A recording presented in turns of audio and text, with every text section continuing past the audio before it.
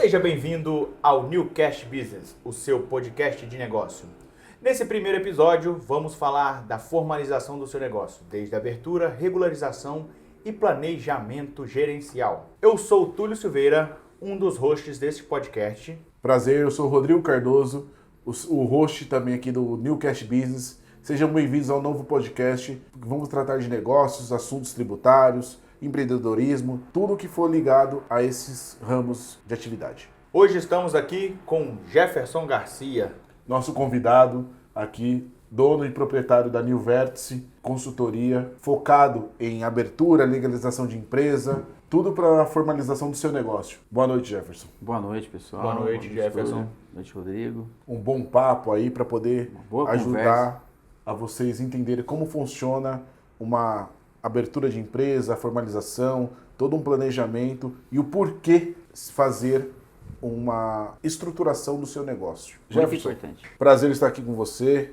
Muito obrigado pela presença. É uma honra participar com você aqui nesse primeiro episódio do nosso podcast. Eu queria fazer uma pergunta. Como funciona a abertura de empresa? E quais são os benefícios também da abertura de empresa, né? O porquê abrir um negócio? O porquê se formalizar? Em primeiro lugar, que a gente deve considerar, a formalização de uma empresa, ela ocorre naturalmente, né? Então a pessoa começa pequeno, pode ser como um microempreendedor individual, e as coisas começam a funcionar e vão dando certo. E chega um momento em que bate num teto que o microempreendedor é oferecido por um microempreendedor, e a partir daquele momento ele já tem que estar praticamente pensando em desenvolver o negócio dele de uma forma um negócio mais estruturado, né? Já não é mais uma fase de teste, já é uma fase que ele vai ter que empresariar de fato o negócio, né? Então, a gente já começa a tomar uns caminhos diferentes, né? Essa empresa precisa de ter um nível um pouco mais de excelência de estruturação do próprio negócio em si. A gente sempre tem em mente que a pessoa tem que saber do seu negócio, aonde está o lucro, aonde estão as deficiências dessa empresa, que ele, como empresário, tem, aonde realmente ele tem de vantagens para desenvolver o negócio da melhor forma possível. Daí, em seguida, a gente faz uns estudos, né, do negócio em si, onde ele está localizado, se ele está bem estruturado na internet, né?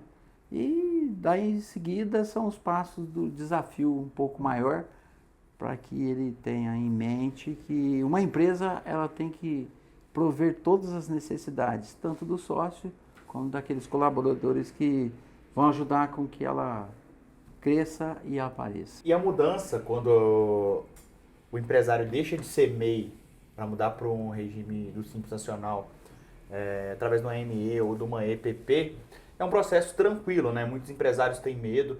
Eu acho que o ponto de virada de chave é a questão dos impostos, né? Porque no MEI você tem uma guia fixa, a depender da sua atividade. Sim. E quando você muda, é um percentual do seu faturamento. Sim. E talvez nesse início seja bem complicado, porque o aumento do imposto é substancial.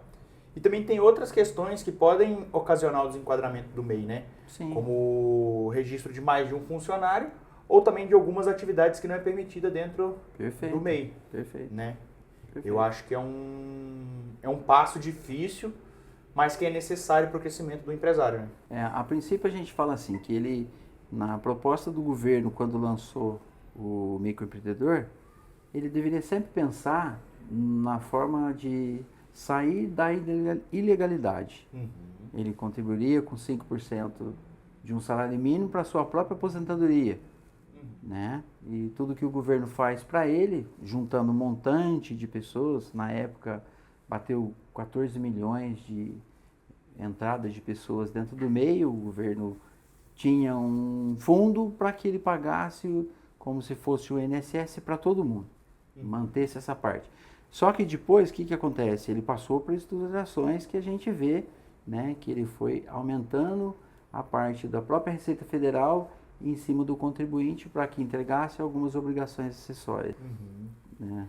E como podemos ver agora na reforma tributária, vão passar a obrigar que o MEI emita todo tipo de nota, assim como o Simples Nacional. Perfeito. Porque o que muitos empresários faziam, não emitiam 100% das notas, porque não era obrigatório. Perfeito.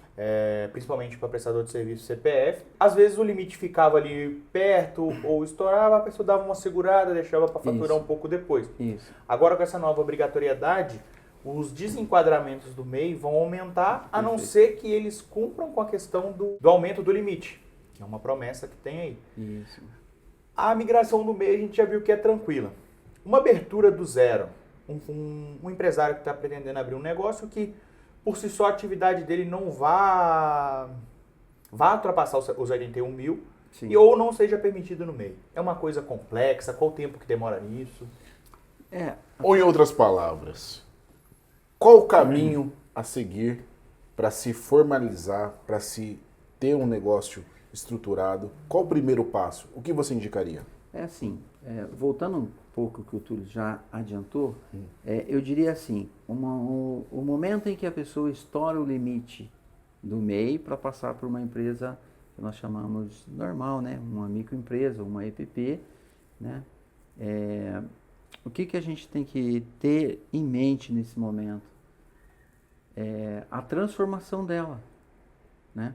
Se ele vai continuar como empresário individual com responsabilidade ilimitada ou se ele vai, né, partir para uma responsabilidade limitada. O que seria essa responsabilidade limitada para os nossos empreendedores entender melhor como funciona? Seria ao nível de capital social. A responsabilidade dele perante terceiros, aquilo que está dentro do capital social dele. Posso fazer mais uma pergunta nesse quesito? O que seria o capital social para a pessoa entender essa nomenclatura, esse termo? Sim. O capital social nada mais é do que o investimento que ele faz inicial dentro da empresa. Pode ser com bens ativos, né? Máquinas, equipamentos, e pode ser também com dinheiro. Então, tudo que ele investiu ali dentro, ele vai colocar. E lembrando que nós temos que ter uma sobrinha ali, uma reserva, que é para o próprio capital de giro da empresa. A responsabilidade dele perante terceiros seria em cima do valor do capital social. Quando a gente faz a assinatura de um contrato social, uma das cláusulas dos parágrafos é justamente isso, que a responsabilidade ela é solidária. Então, alguém sempre paga em cima daquele montante. Agora, também há de convir que o capital social, uma vez que ele está parado e estabilizado, não significa que ele é o todo da empresa. A contabilidade responde, né, em cima dos ativos que ela tem, né, em cima do patrimônio líquido dela, aquilo que realmente é pertinente àquilo que, por exemplo, você deixou um capital muito baixo, não atualizou, mas a movimentação da empresa, aquilo que está dentro do patrimônio, é um suporte para que um fisco, um juiz analise, né? Então, isso falando em capital social. No caso, qual o pontapé inicial depois do microempreendedor ele ter uma empresa limitada, né? Ou até mesmo individual com responsabilidade limitada? Seria assim, ele estourou o faturamento ou ele tem que contratar mais funcionários e o passo dele realmente chegou naquele momento. Aí o que a gente indica para a pessoa seria, né, se ele tem realmente o ponto de equilíbrio da empresa dele, se ele conhece aquilo que ele já fez até aquele momento, ele deve realmente estudar para um próximo passo, um próximo patamar. Se esse for o momento, nós definimos junto com ele, né, essa parte, se ele vai ficar com a responsabilidade limitada ou se ele vai para limitado. Nós sempre indicamos uma limitada para ele, nunca figurar no nome dele. Então a ficção que a gente cria, né, o nome da empresa, por exemplo, o Grupo New Empresarial, não tem o nome de vocês, certo? Então, em cima disso, nós trabalhamos com a limitada. E a limitada é justamente isso. Ela começa a tomar as proporções devidas no mercado, né? E em cima disso, nós colocamos um capital social interessante, nós verificamos a parte societária, como que ele veio de um MEI para a limitada. Óbvio que muitas vezes nós falamos assim, olha, vamos cuidar também da parte da aposentadoria, nós precisamos de fazer uma regularização daqueles valores de 5% do INSS pago em cima do MEI. Nós precisamos de colocar alguma coisa a mais para que aquele valor que foi pago ali atrás, ele possa ter uma equiparação e você aposentar-se melhor lá quando completar a vida laboral que dá o direito à aposentadoria. Então, tudo isso são projetos que a gente já vem trabalhando nessa estruturação, passando para a empresa de um microempreendedor para uma limitada, por exemplo. E o capital social, quando a gente fala assim de uma limitação ao capital social, ou no caso do balanço dos bens e tudo mais, não necessariamente precisa ser um capital social integralizado, ou seja, precisa aportar Sim. o dinheiro na hora. Sim. A pessoa pode ter fonte de renda para poder ir aportando aos poucos e Com pode certeza. colocar um prazo já pré-estabelecido em contrato. Pode sim. Você pode integralizar com aquilo que você tem, bens e máquinas, computadores, né? Carro, você pode colocar esse valor do dinheiro, por exemplo, eu preciso de um capital social de 100 mil reais, eu quero dividir ele em 10 pagamentos de 10 mil reais, você pode? Pode. Menos R$ 1.000 por mês para fazer um capital? Pode. Mas existe alguma penalidade se eu informar o capital social e não integralizar? Essa parte do capital social em si, de a pessoa abrir a empresa e não fazer a integralização do capital, implica na parte da contabilidade, na hora da escrituração desse capital. E também, né, há de se conver que muitas pessoas, eu já vi isso acontecer na prática, de não fazer o depósito inicial do valor do capital social.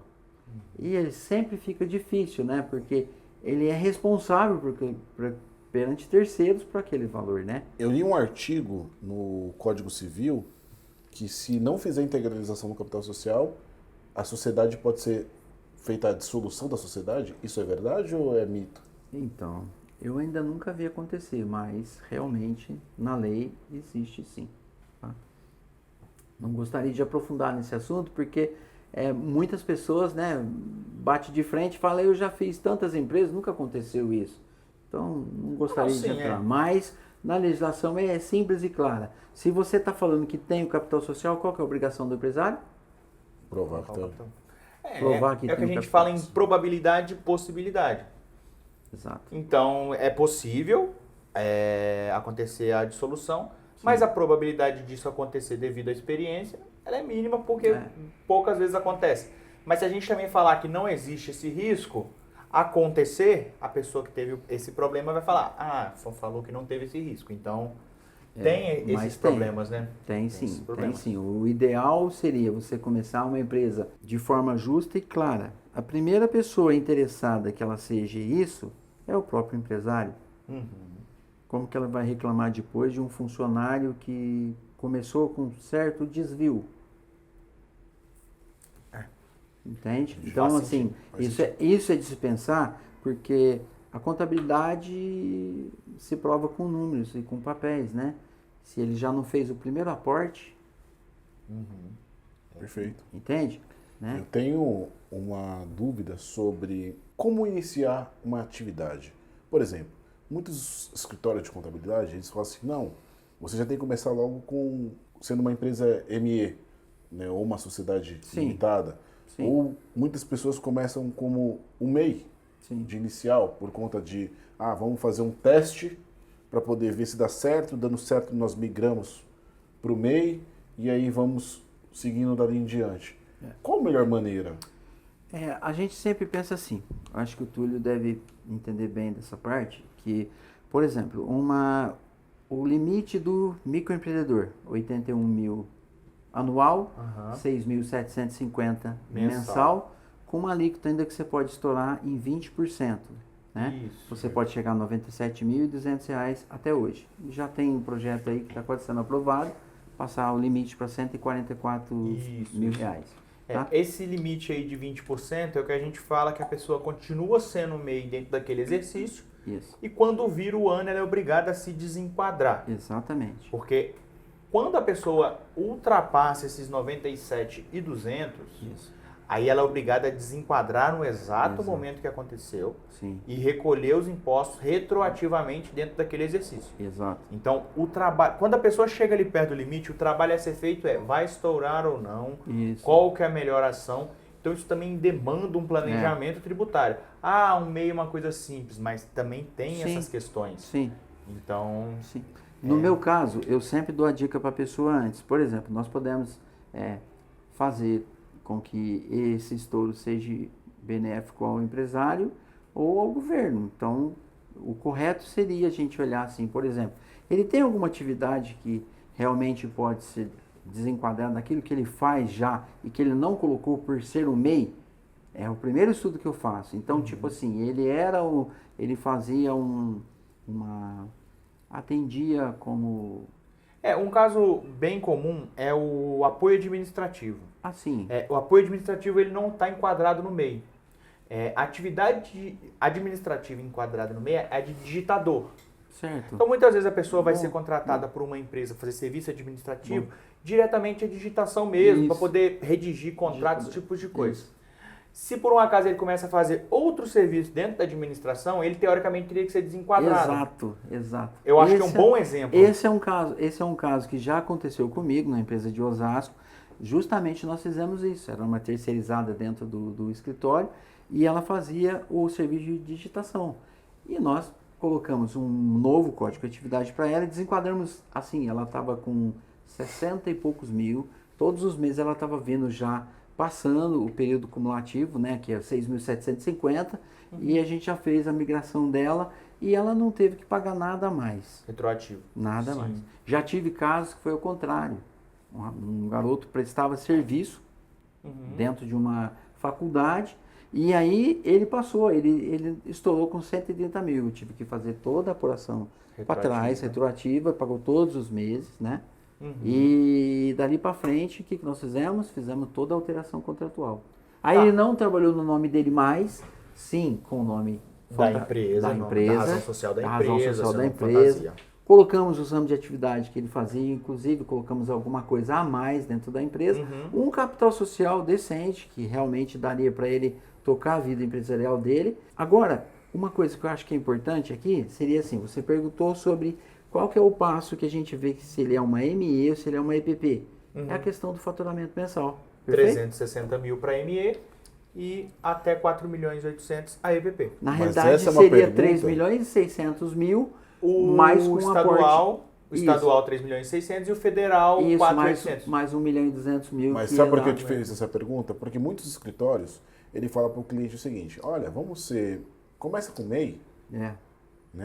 E vamos ver se você vai estourar ou não, para poder depois você migrar para o lucro, para o Simples Nacional aqui. E se caso o seu negócio tomar uma proporção muito maior, teria que ser feito um estudo tributário.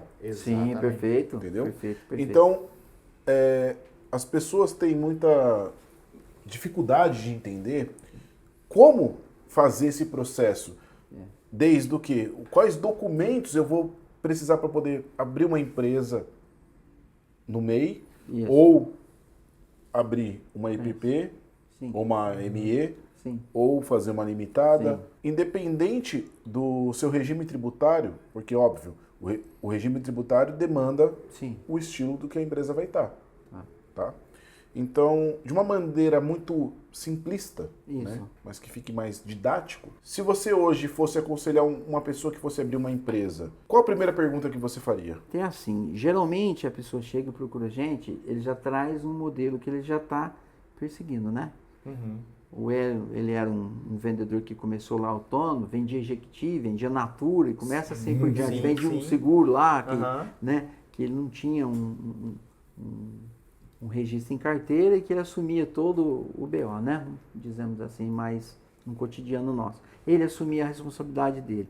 Então, aquele perfil dele seria o seguinte, ele tem capacidade de pagar um contador mensal? Não tem. Não tem. Então, nós vamos tratar o assunto dele como microempreendedor individual. Ele tem capacidade de pagamento? O recorrente dele realmente já dá essas condições? Sim, dá. Ele já tem uma empresa que ele trabalha terceirizada. Ele ganha 15 mil por mês. Ele ganha 10 mil por mês. Ele ganha 8 mil por mês. Opa, ele já passou os 6.750. Tá certo? Então, nós já saímos desse ponto já falando para ele, olha, é uma ME. Entendeu? Então, a gente vai colocar no Simples Nacional, de acordo com o KNAI fiscal dele, vai ver se realmente compensa. Aí nós podemos falar também da tributação dele, que já está o serviço do Túlio. Seria lucro presumido ou lucro real, dependendo da situação. Lucro real esquece, né? Não vamos falar do lucro real. Às vezes não, dependendo se for uma empresa que tem comércio, tem compras próprias, a margem de lucro dele está muito baixa, talvez um lucro real seja vantajoso. Sim. Por exemplo, representação comercial. Perfeito. O anexo 5 é um anexo muito pesado. É um anexo que se inicia já nos 15,5%. Tem alguns benefícios no lucro presumido que a gente pode chegar em 10%, com faturamento limitado até R$10.000 por mês. Perfeito. Então, às vezes o planejamento tributário, quando a pessoa vai escolher o regime, pode trazer uma economia de imposto. E talvez o custo da contabilidade seja retornado nessa economia. Ou até mesmo um planejamento focado em que modo? Tendo duas empresas em regimes diferentes para poder fazer uma segregação de receita. Sim, mas são no pontapé, receitas distintas. Mas no pontapé inicial, o que a gente, a princípio, primeira coisa, qual é a tua atividade? É profissão regulamentada? É um comércio? É uma indústria? É somente serviço? O que ela faz? Exato. Ou é um carrinho de cachorro-quente? Sim. É um churrasquinho? Falando sobre isso, Não é? meu amigo. Não é isso? Agora você Vamos cavucar uma terra aqui. É necessário, por exemplo, eu sou, um exemplo, não é o caso, formado em arquitetura. Eu sou obrigado a passar por um conselho? Com certeza. Toda profissão regulamentada tem que passar por um conselho? tem que passar. É obrigatório? Obrigatório. Por quê? Com certeza. Porque o conselho regula a atividade. E a responsabilidade civil está em cima. Cabe a esse conselho cuidar desse detalhe. Então não tem como eu abrir uma clínica de esteticista formado em biomedicina não passar pelo conselho de biomedicina. Tem que passar.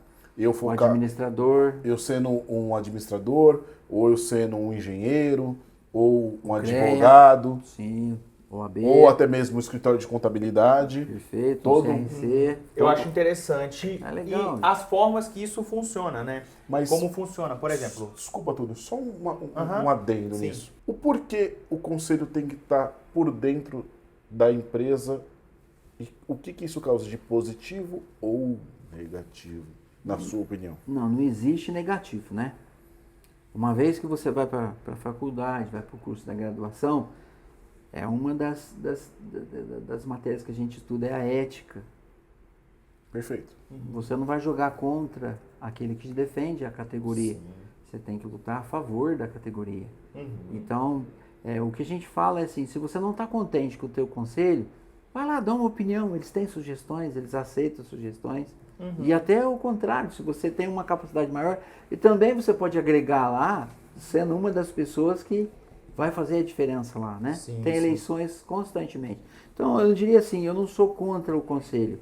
Muitas vezes, se o conselho não oferece alguma coisa a mais, a pessoa tem que procurar e levar uma indicação. É muito legal isso e satisfatório para toda a categoria, né? Inclusive, você pode ter certeza que se eles ouvirem esse podcast, vão falar assim, puxa vida, acho que tem alguém ali que interessa nisso, né? Isso é um ponto muito positivo e interessante, né? Porque não é todo mundo que tem tempo para a classe. E assim, existem formas do conselho agir nesses casos, né? Por exemplo, eu sei que na OAB, a abertura de empresa é feita através do conselho. Com certeza. Então é um processo diferente. Isso. Pelo que eu sei, nos demais conselhos, é da mesma forma a abertura feita na JUSESP. Por exemplo, no Conselho de Contabilidade, você precisa registrar a empresa no CRC. E aí vai ser aberto um CRC para essa instituição de contabilidade. Isso. Nos outros conselhos, é preciso registrar no conselho? Ou quando você faz um pedido de inscrição municipal, ou estadual, que seja, quando você informa o número do conselho, o conselho já está ciente que tem que fiscalizar? Não, todos eles têm que ser abertos. Quando você tem o conselho, você tem que abrir. Por exemplo, a gente tem que desmistificar uma coisa. Toda vez que você pega uma atividade que ela será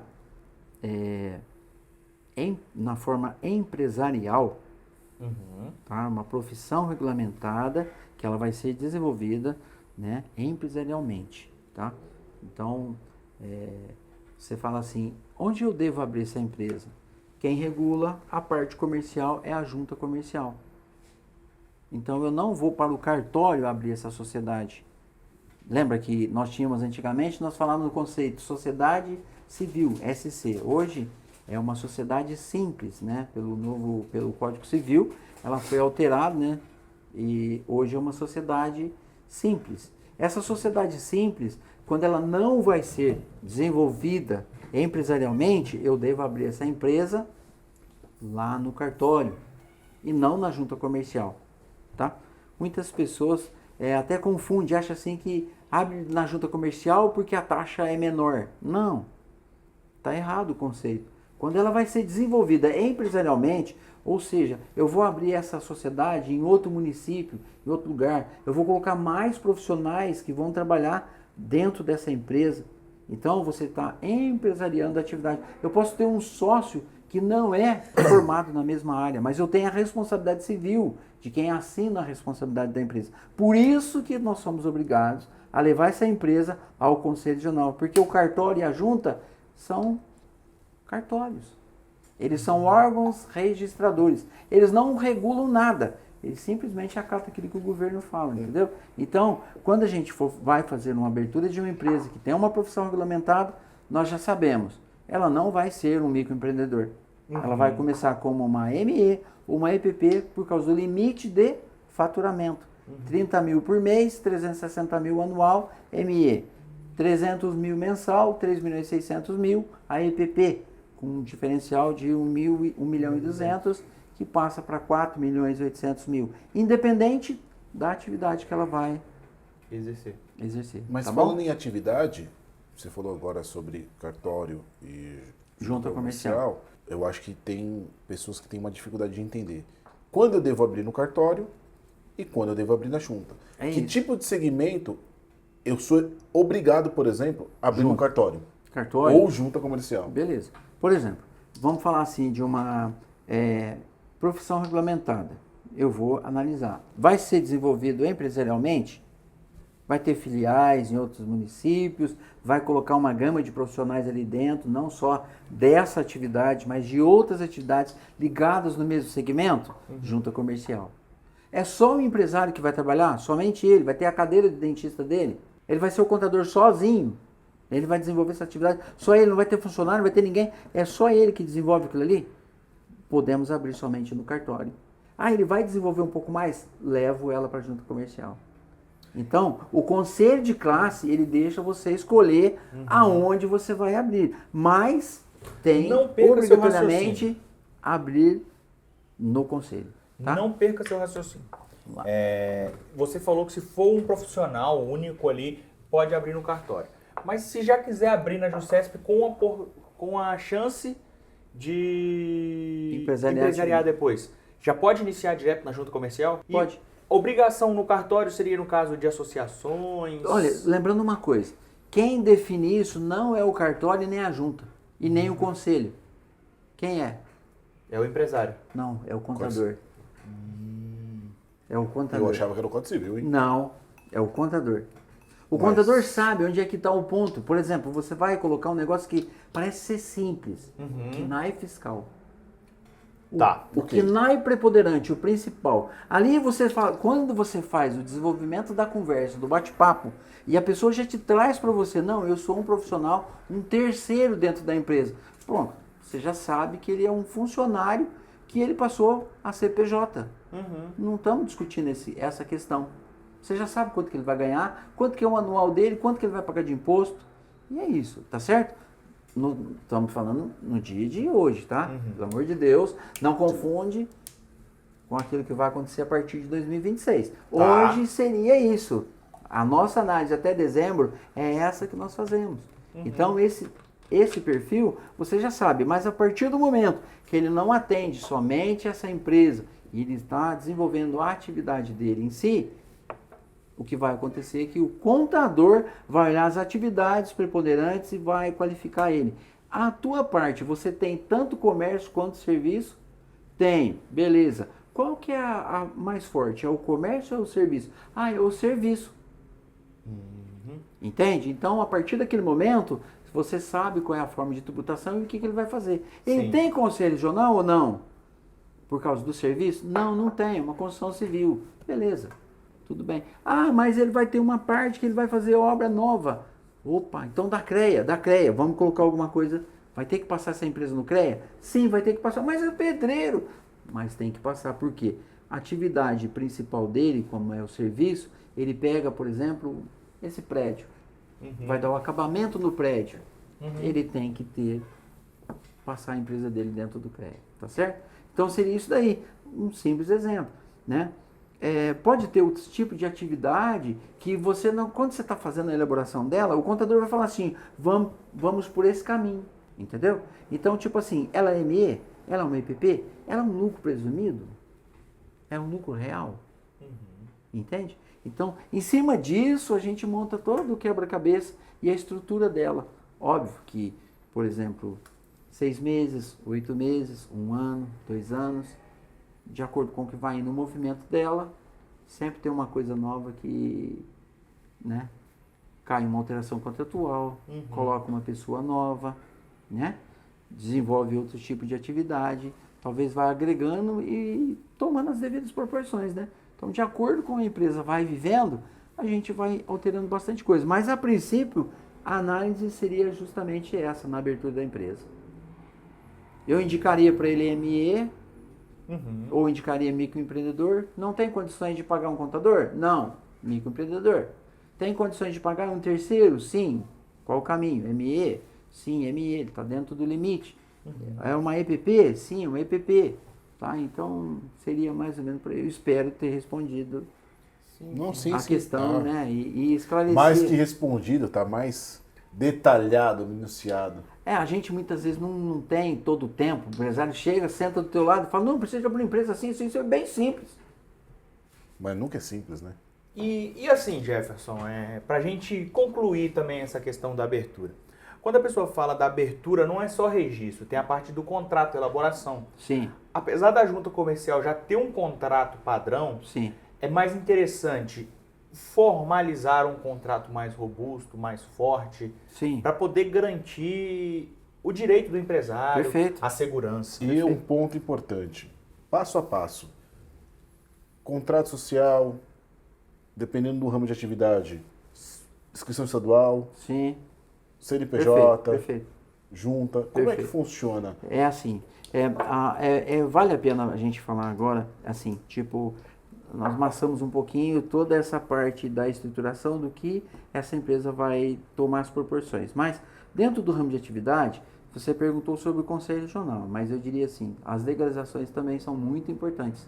Se ela vai ter o bombeiro, se ela vai ter um ABCB, auto de vistoria de corpo de bombeiro, né, no caso. Sim. Se ela, por exemplo, ela vai ter que ter a licença de funcionamento, de instalação, nós vamos verificar se ela também vai ter a taxa de fiscalização de anúncio. Por causa de publicidade luminosa. Publicidade luminosa, tudo isso daí, metragem quadrada, certo? Nós vamos verificar se, né, fora dos conselhos, se tem mais alguma obrigação ou não. Se ela depende ou não de regulamentação do próprio governo para alguns ramos de atividade, isso dá muita conversa, né?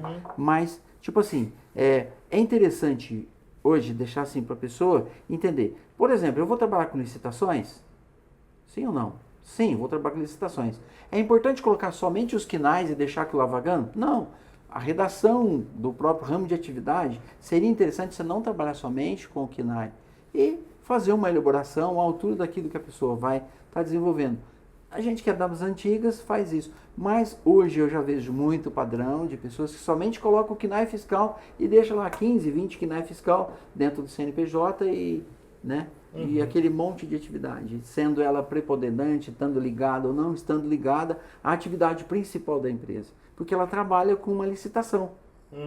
Então, ela, né, comércio exterior também é outra prática. Você não sabe o que a pessoa vai representar dentro de determinado mês. Chega lá um cliente novo e fala assim, olha, agora na China está desenvolvendo isso, né? Pandemia.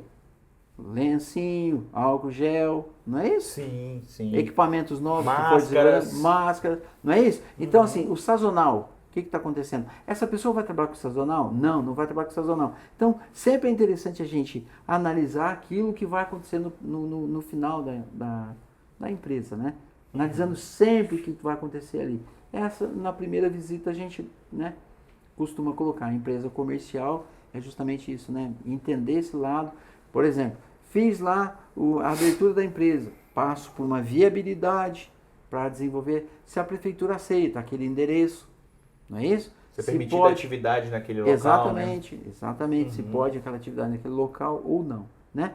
A gente passa, por exemplo, ali dentro, ao mesmo tempo, quando você vê que a atividade realmente pode ser feita naquele local, nós passamos então para a Receita Federal, vai ser aprovado o CNPJ. Não tem tanta burocracia, uma vez que é aprovada a viabilidade. Né?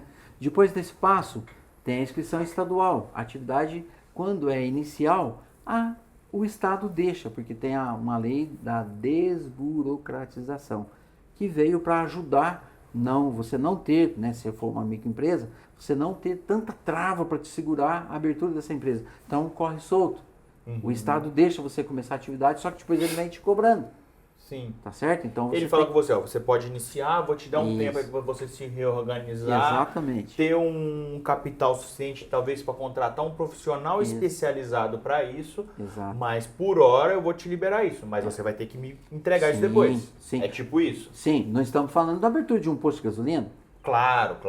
Temos certo? vários problemas, inclusive, em relação a isso. Tá certo? Então é tipo assim, uma transportadora que transporta produtos químicos. Sim. A gente Tá não está certo? falando daquela pessoa que pegou um caminhão, vai fazer mudança, evento. Esse daí é tranquilo, é bem transportar um facilitado. malote. Exato. Entende? Agora, quando tem um risco, Correto. tem que ter toda uma regularização ali por conta de evitar acidente. Exato. Eu acho que é aí uma coisa que não cabe desburocratização. Né? Exatamente. Então, assim, a gente toma esse devido cuidado nessa consulta que é feita com o contador, justamente para colocar as duas partes. Em outras palavras, você procura entender para atender. Quem usa essa palavra é a empresa Júlio Simões. É o bordão dela. Entender para atender. Isso. Ou seja, quando você entende, você atende. Isso. É uma frase forte, mas uma Eu frase... acho que é isso, né? E Jefferson, agora vamos falar aqui a respeito como as pessoas te encontram.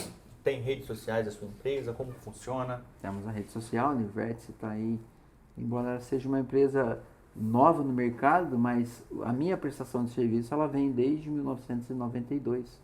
Eu trabalho Então no você tem mercado. esse know-how, só resolveu Isso. formalizar uma empresa de abertura agora Isso. para poder atender os clientes Perfeito. de forma Com mais uma nova equipe, oficial. com... Mas lembrando, o Jefferson também é sócio de uma escritório de contabilidade há muitos anos, Sim. que é Contábil Paraíso. Então, ele, na verdade, ele Paraíso. entendeu que verticalizar o negócio dele faria uma diferença para poder atender os clientes. Novas parcerias, na realidade.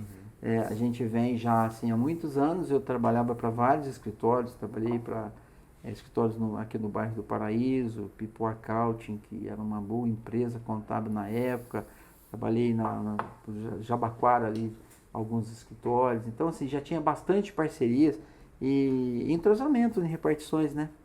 Então, por isso que a New Vértice veio e a gente está procurando dedicar um tempo diferente, né, para que a gente cresça no mercado, coisas que ficou a desejar muitas vezes, né? Seria esse, então, o motivo do nome dela, uma nova vértice que você está seguindo. Parabéns. Para criar novos CNPJs. Entendeu para atender. Entendeu para atender. É isso aí. Captou a mensagem. Jefferson, eu queria agradecer a sua presença aqui, o seu tempo. Muito obrigado. Espero que você volte aqui no nosso podcast para poder participar de um outro episódio. Eu sei que você tem uma gama de conhecimento muito grande, talvez aí trazer muitas contribuições para pessoas que não entendam muito desse mundo empresarial, corporativo, ou até mesmo de negócio, ou até mesmo de empreendedorismo. Eu sei que você tem um conhecimento muito grande sobre INSS, conhece essa parte bem de INSS, aposentadoria. Então, em um outro momento a gente vai convidá-lo para poder estar participando aqui conosco. Sim. Muito obrigado aí pela presença e pelo tempo. Eu agradeço de coração também por estar aqui e gostaria só de lembrar uma coisinha. A gente muitas vezes tem vivência no mercado, já viu muitas coisas acontecer, né? Passamos por vários períodos, né? Eu conheço lá o tempo do real, né? Conheço, né, várias coisas aí do princípio. Eu cheguei a trabalhar em balcão, o tempo que a gente olhava, o tempo do congelamento, é mais antigo ainda. Então, tudo isso a gente teve vivência e conhece, de fato, várias coisas que foi acontecendo no mercado.